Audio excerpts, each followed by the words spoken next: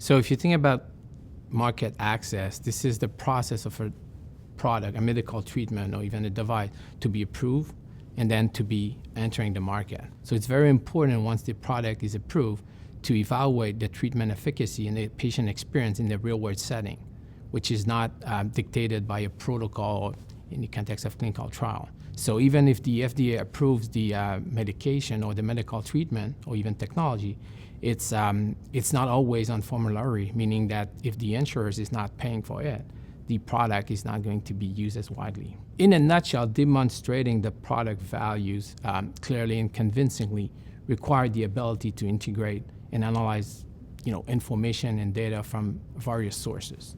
So that's key. If you have the data and you generate some findings or evidence, real-world evidence supporting the market access strategy, then it's much easier to promote the product. Example of unstructured data is text. This is the most prevalent example. So you could find text in email message, social media posts, and even physician notes when you go see a physician for a medical visit.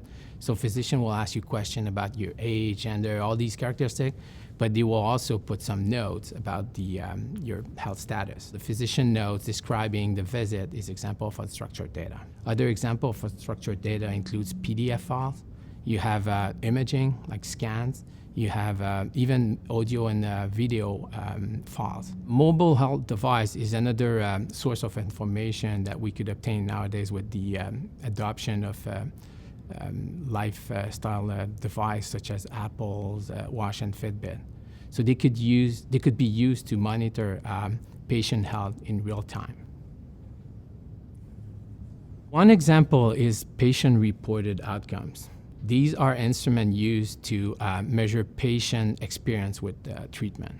So for example, they could be used to measure patient symptom, function, and mental states. You could also use the real-world evidence to support the patient satisfaction with care. You could use real-world evidence to position the product relative to other stakeholders or other medical treatments. It goes beyond demonstrating the better efficacy of another treatment. I think real-world evidence helps determining which product may be more appropriate for each patient. In some instances, it's very useful for forecasting and market planning. We could use advanced analytics to predict which patient may be responding to treatment. This is very helpful in the context of forecasting or market planning for a pharmaceutical company. With the emergence of all these different sources of information and IT infrastructure as well as platform to store this information, the use of advanced analytics and computer science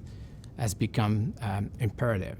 Artificial intelligence, such as machine learning algorithm and natural language processing, some predicting modeling, as well as data visualization tools, are all advanced analytics that are now used to detect patterns that were indiscernible before. Developing a comprehensive evidence plan or roadmap relying on real-world evidence and advanced analytics to demonstrate the product values is very important to support an effective market access strategy.